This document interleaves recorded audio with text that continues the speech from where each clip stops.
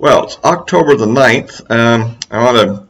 I guess we've gotten the whole debt limit thing can't kick down the road to December, and the government shut down at a similar time period. So those great little political battles and kind of pseudo crises that we always generate in this political system have abated for the moment. And of course, now we're back to the real political issue. Of course, is the gigantic social program bill that the Democrats want to pass, and where that goes at the moment. Okay, and by the way, if you like these videos, remember to please give me a like, and it helps out with the algorithm. And if you haven't subscribed already, if you're on YouTube, please do so. Anyway, today I suppose I'm going to get in some area that's probably going to be a bit controversial, but I'm going to try to hopefully explain things a little bit, and maybe people will maybe come to a little bit of a calmer situation on this. Okay. All right. The big deal today was, the big buzz was that the Republicans managed to get 11 people, about a bunch of whom are either, not running for re-election or not going to run for re-election for 4 years or something, or people who've already totally left Trump world, Murkowski, for instance, to basically vote for cloture on the debt on a short-term increase in the debt limit into December, and of course, but remember, here's a key point I think that people are not missing. Every Republican actually voted against the bill. Okay, no, except for 2 who just didn't vote. Now I'm going to have to check and see who those people are. But the point I'm getting at, I guess I didn't want to have to make make Kamala actually come in and break the tie. But it was actually passed on all 50 Democrats voting to do it. All right. So I think that's the first point. I don't think there's any obligation to use the filibuster on literally every bill you don't totally agree with. I mean, that process got to the point where that's why we don't have any filibuster on appointees. And that's why some really terrible people are in key positions in the government right now. Whereas if we selective use the filibuster might have prevented some of those people. I mean, obviously you've got to fill up the government. There has to be a functioning government. And, well, anyway, that's a little history.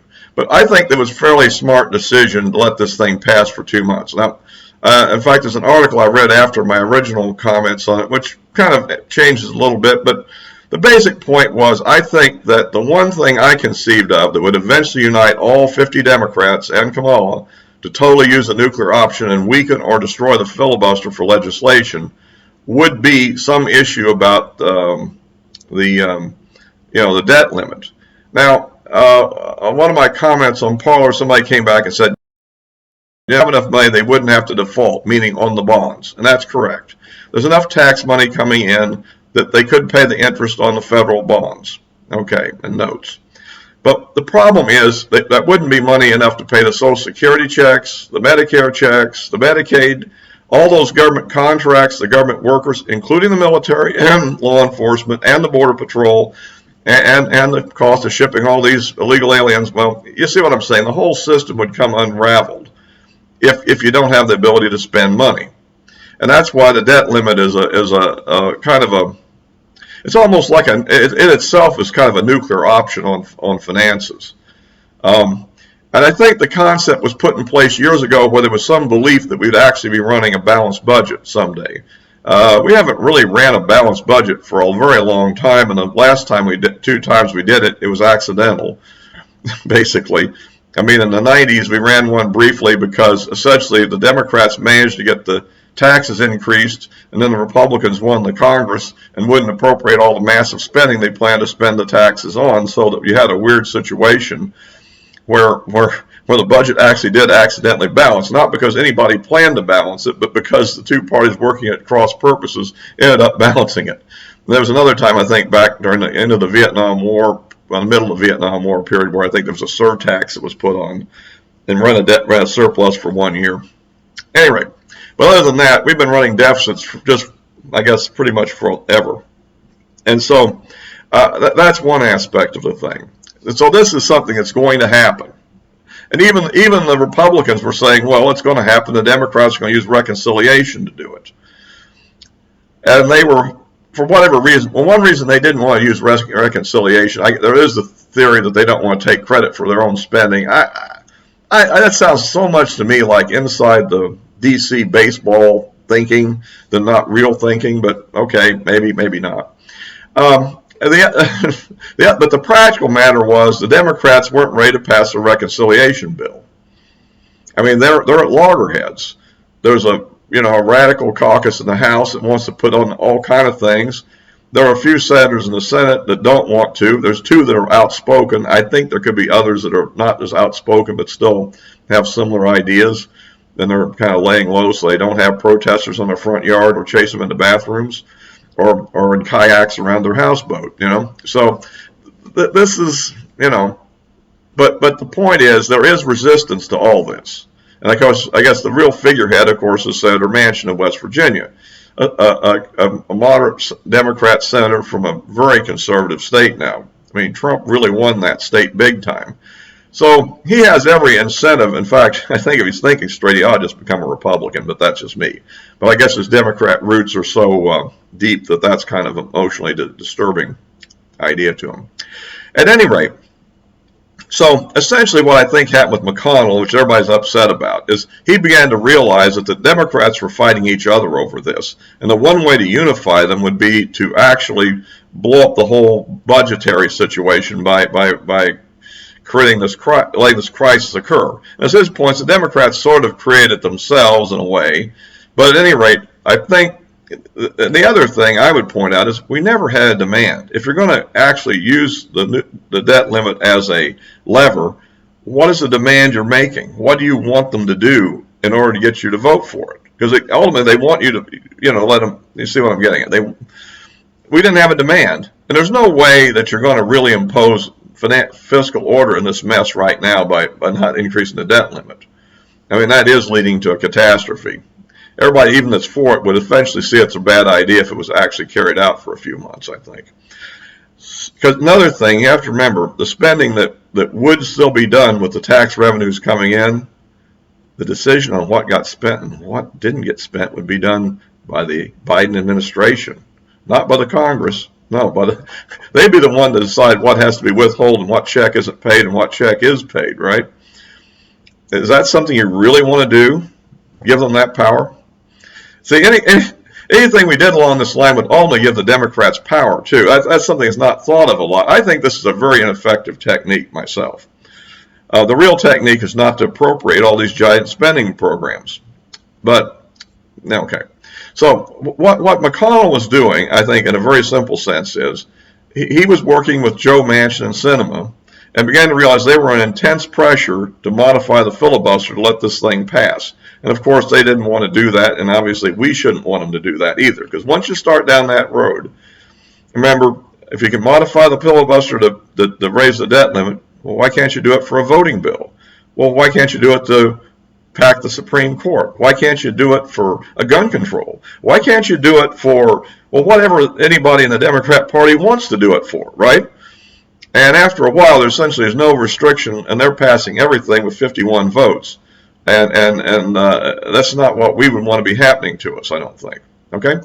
So, I think, but as Manchin said, he wasn't going to do it yet, and I believe it wouldn't have happened yet, even if we'd have, quote, stood our ground and kicked it down another week or two of this battle until the 18th of October. Meanwhile, of course, it will put financial markets in turmoil. And remember, the Republicans still get a fair amount of corporate contributions too, and I have a funny feeling some of those might have been on the line too on the financing side because it was disrupting the economy. Okay, so I think this is all kind of what went into McConnell's decision, which was basically to go ahead and let the debt limit increase until December, and now he can stand back and let the Democrats fight each other. You see, they still haven't come to an agreement on what to pass, and I think maybe I saw one article that suggests that Manchin agreed to hold firm on his 1.5 trillion number if he would get this thing passed and get the heat off them. See, there's a lot of little behind-the-scenes deals like this going on, and I think ultimately, what I think we're basically trying to do here is to minimize the number of new programs that are started under the social program bill. The best case scenario, as I mentioned before, would be, remember, the $1.2 trillion actual infrastructure bill, at least mostly infrastructure, is being held up by the radicals, about 40 extreme leftists in the House. And they're refusing to pass it, even though they have it. They can have it anytime they want it. They'll refuse to pass it unless they get what they want. Okay. Manchin, on the other hand, wants to hold the spending down to, say, $1.5 trillion over a 10-year period, as I understand it, and not create a whole bunch of new programs, and not have programs that basically benefit the rich, right? Which a lot of the House programs do benefit wealthier people, like a $12,500 credit for buying an electric vehicle, as an example. Who's going to be buying electric vehicles? The poor people? They're going to be buying Teslas and all these other cars that, no, not really. So, you see what I'm getting at. And also, he's from a coal state, so he doesn't like the Green New Deal at all, where they're the Green New Deal advocates. Okay, he's for the Hyde Amendment, which prohibits federal funding of abortions, as Manchin. But the House wants to get rid of it. The House Democrat radicals want to get rid of it. See, they're really at loggerheads with each other. And the best case scenario is if they keep fighting, maybe the whole thing will collapse. Wishful thinking, I believe. I don't think it's going to be that good. But if we can hold this number of new social programs created down, hold the spending down, and then they end up getting their infrastructure bill plus another $1.5 trillion over 10 years, not over 5 years, and that's another thing I've mentioned here. I think we've done a lot of good. I mean, given the fact that we've actually lost the election. Some people say due to cheating, some people say fair and square. It doesn't matter. The practical fact is we lost the offices. Okay, they're in charge there. And so the best thing we can do is try to slow them down, to minimize the damage until we can hopefully win next year's congressional elections and be in a position where a lot of the things that are being threatened right now will be completely off the table. No threat to the Supreme Court. They can make whatever decisions they feel are constitutional without having some Democrats saying, well, in that case, we're going to retaliate against you. You see? And so forth. There's a lot of issues at stake, and I think this is why I think it was probably a reasonable move under the circumstances. I mean, these are not good circumstances, but I think that's my view on it. So I think we'll see in the long run. Now, I guess the real question is what happens in December. Now, right now, McConnell is pushing that they have to include the debt limit increase, which is going to have to happen one way or the other. Okay, in the reconciliation bill they passed. Now, the downside of that, in my opinion, is that means they have to actually pass a reconciliation bill, which is going to have at least $1.5 trillion of things we probably don't want. Okay, that's why I was thinking I'd been for going even further than he did and just taking the first Democrat offer and did the extension back a few weeks ago, a couple 3 weeks ago. Then the whole issue wouldn't even be there anymore, and there would be no need that a reconciliation bill have to pass. But on the other hand, that is kind of wishful thinking that we could actually stop the whole thing, given the Democrats are kind of motivated to do this for whatever reasons, So, and they do have the power to do it without any of our votes. That's the other thing. And so, anyhow, that's my take on it. I mean, I'm sure people may disagree with me. I'm open to hear what your comments are, and I'll try to very politely respond to whatever you want to say. And because I'm open to discussion on this subject, it's an important subject. Another thing I might want to hit before we kind of get out of here, I noticed the employment numbers were way down below expectations. It occurred to me, well, isn't a lot of this due to the fact that people are being fired because they didn't get the vaccine? I noticed a lot of the government jobs were some of the lowest ones, and I'm thinking, yeah, well, aren't those the government jobs, and particularly in the blue states where they're really doing that the most? Along with certain businesses that don't want to get fined allegedly, although they don't have to yet really because the executive order to OSHA hasn't really been passed yet. But a lot of these businesses are jumping on board doing it early. Like I think American Airlines is doing some of this, and hospitals are laying off nurses, even though they have shortages and a high COVID occupancy right now, although it is starting to come down, but that it's high right now. So, I mean, I think that's part of what's hurting the economy there.